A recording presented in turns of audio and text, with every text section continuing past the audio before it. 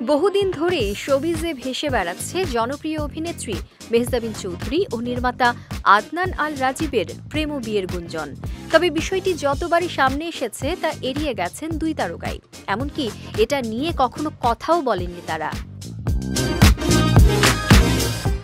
প্রেম ও বিয়ের প্রশ্নের উত্তর এড়িয়ে যাওয়া কিংবা অস্বীকার করার পরেও ভক্তদের মুখ বন্ধ করতে পারেননি। মেহজাবিন ও রাজীবকে প্রায়শই দেশে কিংবা দেশের বাইরে একসঙ্গে দেখা যায়। নিজেদের সম্পর্কের স্বীকারোক্তি না দিলেও একে অন্যের প্রশংসায় ভালোবাসায় পঞ্চমুখ হয়েছেন একাধিকবার।